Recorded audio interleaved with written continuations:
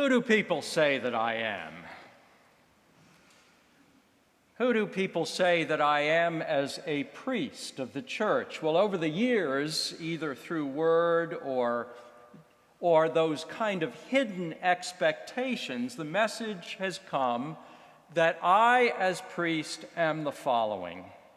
I am a CEO. I'm a small business owner. I'm a fundraiser.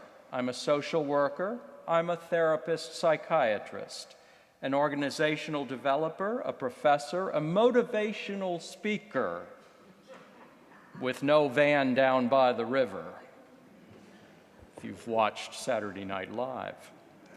A secretary, a group facilitator, a personnel director, a mediator, a friend who drops by for coffee, a mover, a mediator, a budget director, an advice columnist, and a janitor. That's who do people say that I am? That's who I am. But who do I say that I am as a priest? Well, if I look over the years at what has kind of the theme or that one aspect that has been woven through all of these other identities, I would say that I am an emancipator. An emancipator, the one who helps the church discover its vocation in emancipating lives.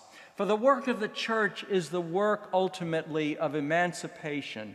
And when I or Father Grant or Sue or Jess or Skip stand in the pulpit, he or she should view preaching, we don't always do it, should view preaching as an emancipation proclamation every time. You should leave the church.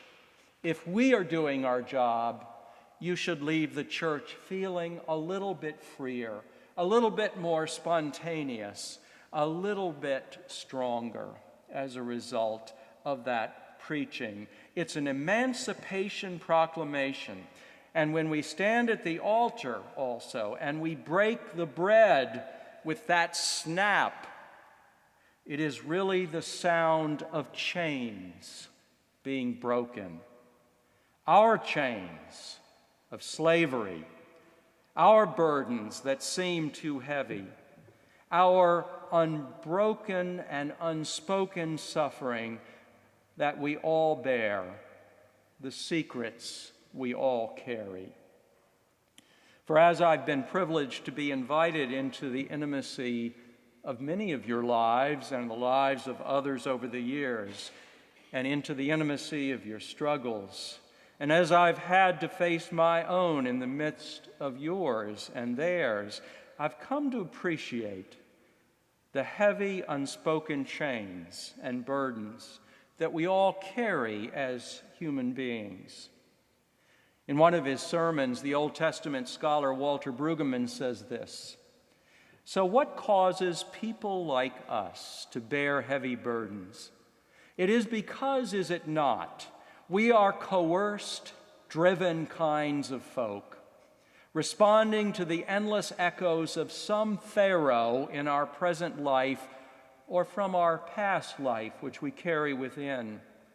Pharaoh, of course, has insatiable demands, and as long as we live in the regime of some Pharaoh, we will never make enough bricks or accomplish enough in our life or do enough work or get it perfect enough."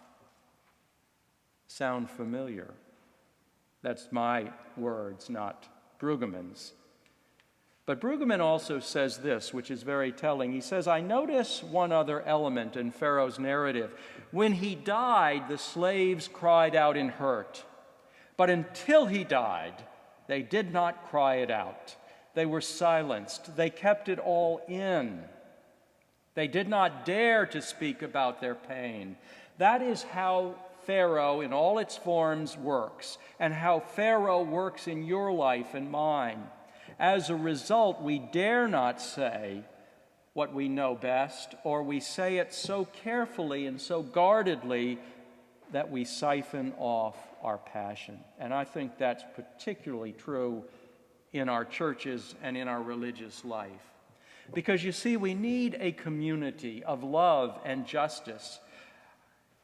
And without that community, we don't dare speak our truth. We don't dare feel our pain, and we don't dare express our passion.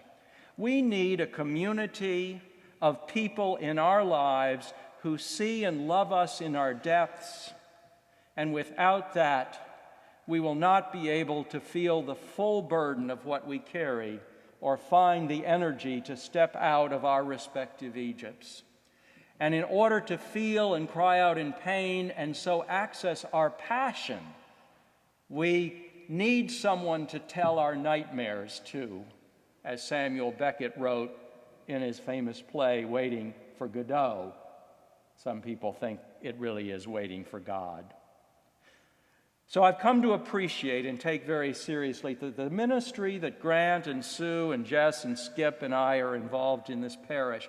And the ministry we all share as a community gathered is the passionate work of emancipation, of listening to each other's nightmares, and of saying to the pharaohs of this world, both internal and external, "Let my people go," and proclaiming to each person in word and deed who they really are, free people, that Pharaoh is dead and they can step out of their Egypts and live their life, express their pain and outrage, and be finally free. One wonders if this isn't what's going on in Missouri, as ugly as it can get. Is it not a group saying, "We are free"? And this is the work of the church, calling forth people out of their Egypt of slavery to enter the promised land of freedom. For the church is at its core not simply an institution, although there are institutions we call church, but behind the institution of church is a mystical body of people who have been called out and called together like the children of Israel. And that's the meaning of the Greek word for church, the word which Jesus uses in today's gospel reading when he says to Peter that he will build his church. That's the word ekklesia, a compound word which means literally to be called out of servanthood to the pharaohs that dominate our life with their harsh taskmasters driving our lives rather than allowing us to live our authenticity and our passion, forcing us to do more with less and less while silencing our pain, telling us that we have no right to speak our suffering, called out of our silent loneliness, called out of our sense of invisibility, called out of the domination of our anxiety and fear once for all, called out of our white-knuckled hold on politics and opinions, called out of the domination of family or culture when it is no longer life-giving and is dysfunctional, called out of our limiting self-understandings or oppressive. How many people say, "I can't do that"? Why not? Or our exhausting and compulsive busyness, and to what end?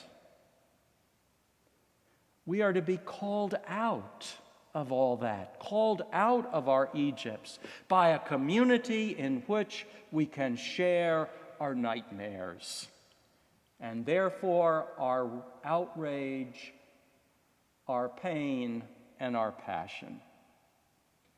It is also a community in which we can, as we access our passion, access our joy and our fun and our spontaneity.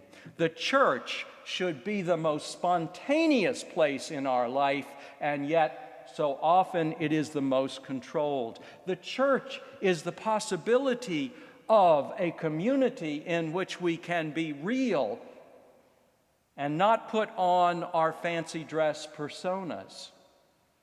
And as one Anglican monk once wrote in a sermon, when we get up from the altar rail, we need to be unchained. We might get up joyful. We might get up angry. We might get up outraged. But by God, we get up real. Because we are called out and set free to be what God has called us to be. And this calling is unique to each of us. And then finally, who are we? Who are we in the final analysis as free men and women? Our baptismal promise says it all. That we enjoy the freedom to seek and serve Christ in all persons, loving our neighbor as ourself, because our neighbor is ourself, struggling with the same Egypts and the same Pharaohs. That we are striving for justice and peace among all people, respecting the dignity of every human being, because in doing so, we are unchaining them and unchaining ourselves. This is the work of the church. This is the work of ecclesia. This is our work together. Amen.